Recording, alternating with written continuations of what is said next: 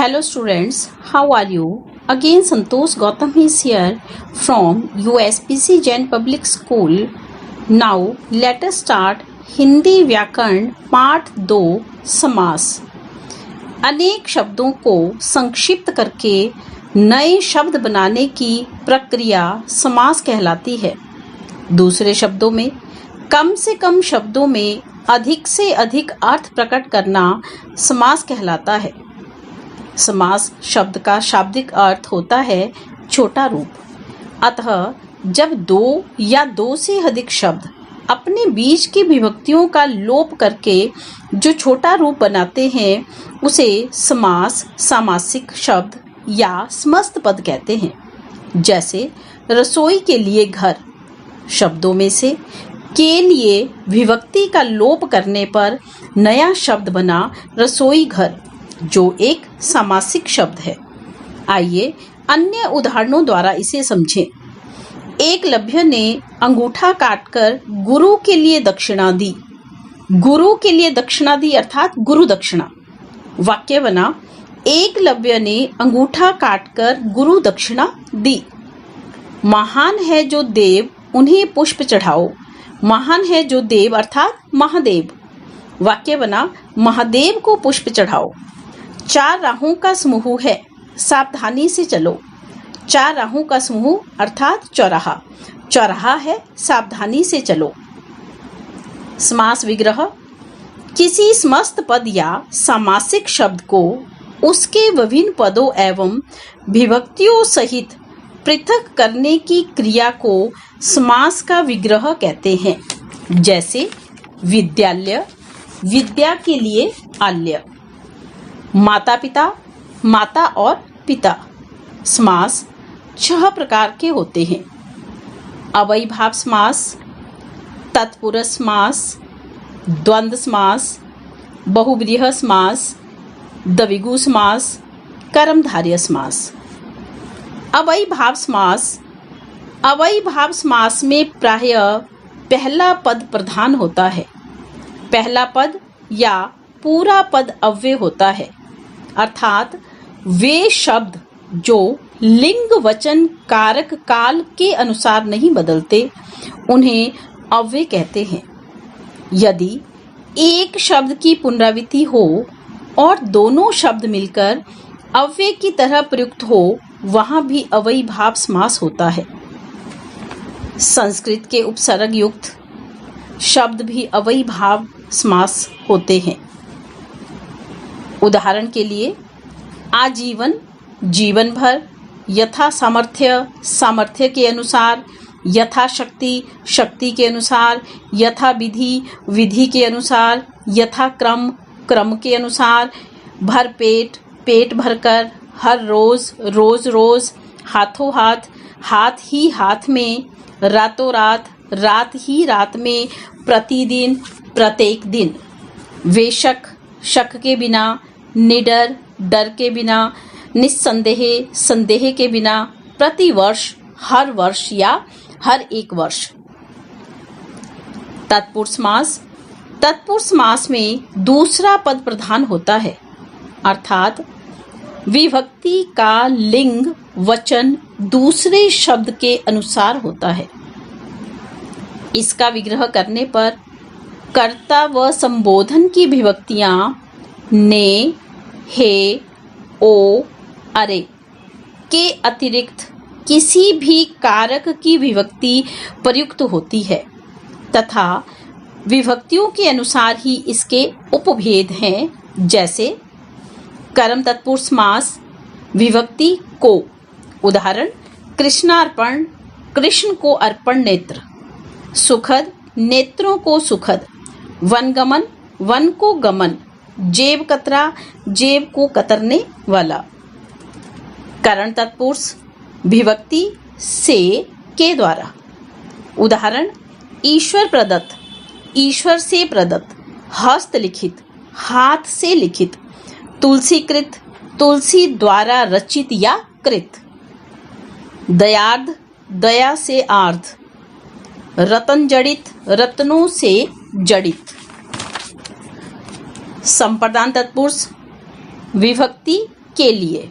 उदाहरण, हवन सामग्री, हवन के लिए सामग्री, विद्यालय, विद्या के लिए आल्य, गुरु दक्षिणा, गुरु के लिए दक्षिणा, बलि पशु, बलि के लिए पशु।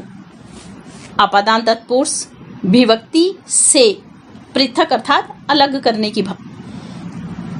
उदाहरण, ऋण मुक्त, ऋण से मुक्त, पदच्युत, पद से च्युत, मार्ग भ्रष्ट, मार्ग से भ्रष्ट, धर्म विमुख, धर्म से विमुख, देश निकाला, देश से निकाला।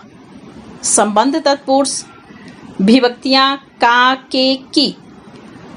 उदाहरण, मंत्री परिषद, मंत्रियों की परिषद, प्रेम सागर, प्रेम का सागर, राजमाता, राजा की माता, अमचूर, आम का चूरण, रामचरित, राम का चरित।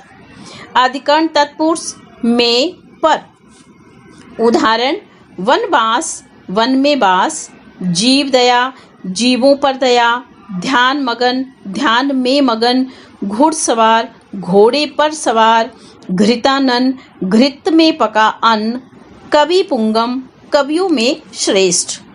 द्वंद्व समास, द्वंद्व समास में दोनों पद अर्थात शब्द प्रधान होते हैं। दोनों पद प्रायः एक दूसरे के विलोम होते हैं, लेकिन सदैव नहीं। इसका विग्रह करने पर और अथवा या का प्रयोग होता है। उदाहरण के लिए, माता पिता, माता और पिता, पाप पुण्य, पाप या पुण्य, पाप और पुण्य, अन्न जल, अन्न और जल, जलवायु, जल और वायु, फल फूल, फल और फूल, भला बुरा, भला या बुरा, रुपया पैसा, रुपया और पैसा, अपना पराया, अपना या पराया। बहुब्रीहि समास, बहुब्रीहि समास में कोई भी पद या शब्द प्रधान नहीं होता। इसमें प्रयुक्त पदों के सामान्य अर्थ की अपेक्षा अन्य अर्थ की प्रधानता होती है। इसका विग्रह करने पर वाला है, जो, जिसका, जिसकी, जिसके, वह आदि आता है। उदाहरण के लिए, गजानन, गज का आनन है जिसका वह गणेश। त्रिनेत्र, तीन नेत्र हैं जिसके वह शिव। चतुर्भुज, चार भुजाएं हैं जिसकी वह विष्णु। षष्ठानन, छह आनन है जिसके वह कार्तिकेय। दशानन, दश आनन है जिसके वह रावण। घनश्याम, घन जैसा श्याम है जो वह कृष्ण। पीतांबर, पीत अंबर है जिसके वह कृष्ण। चंद्रचूड़, चंद्रचूड़ पर है जिसके वह शिव। गिरिधर, गिरि को धारण करने वाला है जो वह कृष्ण। नीलकंठ, नीला कंठ है जिसका वह शिव। महादेव, देवताओं में महान है जो वह शिव। मयूर वाहन, मयूर है वाहन जिसका वह कार्तिकेय। कमल नयन, कमल के समान नयन है जिसके वह विष्णु। द्विगु समास, द्विगु समास में प्रायः पूर्व पद संख्यावाचक होता है, जो कभी कभी पर पद भी संख्यावाचक विशेषण देखा जा सकता है। द्विगु समास में प्रयुक्त संख्या किसी समूह का बोध कराती है, अन्य अर्थ का नहीं, जैसे कि बहुब्रीहि समास में देखा है। इसका विग्रह करने पर समूह या समाहार शब्द प्रयुक्त होता है, जैसे त्रिभुज, तीन भुजाओं का समाहार। त्रिलोक या त्रिलोकी, तीन लोकों का समाहार। त्रिरत्न, तीन रत्नों का समूह। संकलनत्रय, तीन का समाहार। भुवनत्रय, तीन भुवनों का समाहार। चौमासा, चतुर्मास, चार मासों का समाहार। चतुर्भुज, चार भुजाओं का समाहार। चतुर्वर्ण, चार वर्णों का समाहार। सप्तऋषि, सात ऋषियों का समूह। अष्टसिद्धि, आठ सिद्धियों का समाहार। नवरत्न, 9 रत्नों का समूह। नवरात्र 9 रात्रियों का समाहार। दशक 10 का समाहार। शतक 100 का समाहार। अंतिम कर्मधारय समास। कर्मधारय समास में एक पद विशेषण होता है तो दूसरा पद विशेष्य।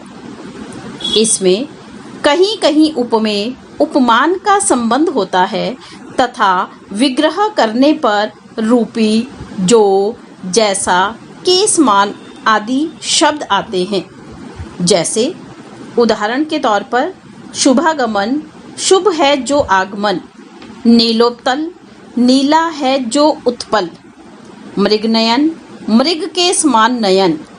चंद्रमुख, चंद्र जैसा मुख। पुरुषोत्तम, पुरुष जो उत्तम। नीलकमल, नीला है जो कमल। महापुरुष, महान है जो पुरुष। घनश्याम, घन जैसा श्याम। पीतांबर, पीत है जो अंबर। ये थे उदाहरण सहित समास और उसके भेद। अगले वीडियो में हम पढ़ेंगे पत्र लेखन कला। तब तक घर पर रहें, सुरक्षित रहें। All the best.